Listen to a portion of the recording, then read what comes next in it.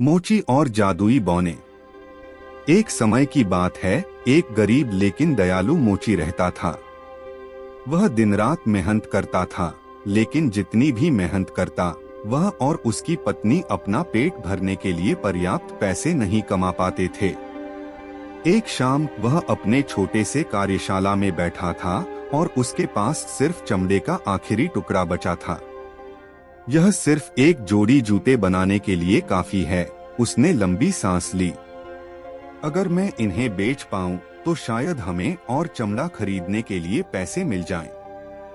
यह सोचकर उसने जूते काटकर तैयार किए और उन्हें अपनी कार्य की मेज पर छोड़ दिया, यह तय करके कि वह सुबह उन्हें पूरा करेगा। दिन भर की थकावट से वह सोने चला गया, अधूरे जूते वहीं छोड़ते हुए। अगली सुबह जब मोची अपनी कार्यशाला में आया तो उसने देखा कि उसकी मेज पर एक सुंदर जोड़ी जूते रखी है। वे इतने अच्छे तरीके से बने थे कि उसने सोचा कि यह किसी विशेषज्ञ का काम है। उसने अपनी पत्नी को बुलाकर दिखाया। देखो ये जूते, मैंने इन्हें नहीं बनाया, फिर भी ये मेरे बनाए हुए किसी भी जूते से बेहतर हैं। वह आश्चर्यचकित होकर बोला। उसकी पत्नी मुस्कुराई और बोली, इन्हें बाजार लेकर जाओ और देखो कि कोई इन्हें खरीदता है या नहीं। मोची बाजार गया और वहां एक अमीर व्यापारी ने तुरंत ही उन जूतों को खरीद लिया और अच्छी कीमत चुकाई। उस पैसे से मोची ने और चमड़ा खरीदा।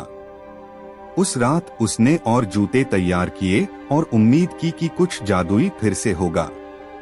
अगली सुबह एक बार फिर उसने देखा कि उसकी मेज पर एक और सुंदर जोड़ी जूते तैयार रखी थी। हर दिन मोची और अधिक जूते काटता और हर सुबह वह उन्हें परफेक्ट रूप में पाता। जल्दी ही मोची और उसकी पत्नी अमीर हो गए और उनकी दुकान शहर में सबसे अच्छी जूतों की दुकान के रूप में प्रसिद्ध हो गई। लेकिन मोची को यह जानने की बेचैनी थी कि कौन उसकी मदद कर रहा है। एक रात उसने और उसकी पत्नी ने यह देखने का फैसला किया कि कौन जूते बना रहा है।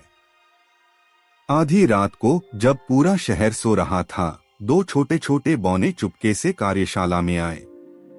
उनके कपड़े पुराने और फटे हुए थे, लेकिन उनके हाथ इतने कुशल थे कि वे बिना रुके जूते बनाने में जुट गए। बौने तेजी से सिलाई करते, हथौड़े से काम करते और जूतों को चमकाते। मोची और उसकी पत्नी छिपकर ये सब देख रहे थे। उनकी आंखें आश्चर्य से फैल गईं। मोची की पत्नी ने धीरे से कहा, इन छोटे बौनों को देखो, ये हमारी इतनी मदद कर रहे हैं और खुद के कपड़े इतने फटे हुए हैं। हमें इनकी सहायता का बदला चुकाना चाहिए। अगले दिन मोची और उसकी पत्नी ने बौनों के लिए छोटे छोटे कपड़े तैयार किए, छोटी शर्ट, पतलून और जूते जो उनके आकार के थे। उस रात उन्होंने चमड़े की जगह ये कपड़े मेज पर रख दिए और छिपकर देखने लगे। आधी रात को बौने फिर आए। जैसे ही उन्होंने मेज पर कपड़े देखे, उनकी आंखों में खुशी की चमक आ गई। वे तुरंत ही नए कपड़े पहनने लगे और खुशी से नाचने और गाने लगे। वे कार्यशाला में इधर उधर घूमते हुए हंसते रहे और फिर चुपचाप रात के अंधेरे में गायब हो गए, हमेशा के लिए। मोची और उसकी पत्नी मुस्कुराए, यह जानकर कि बौने अब लौटकर नहीं आएंगे, क्योंकि उन्होंने उनका कर्ज चुका दिया था। लेकिन मोची को सफलता मिली, क्योंकि उसने उन जादुई सहायकों से जूते बनाने की कला सीख ली थी। और इस तरह वे खुशी खुशी रहने लगे, हमेशा उन बौनों की दया को याद करते हुए जिन्होंने कभी उनकी मदद की थी।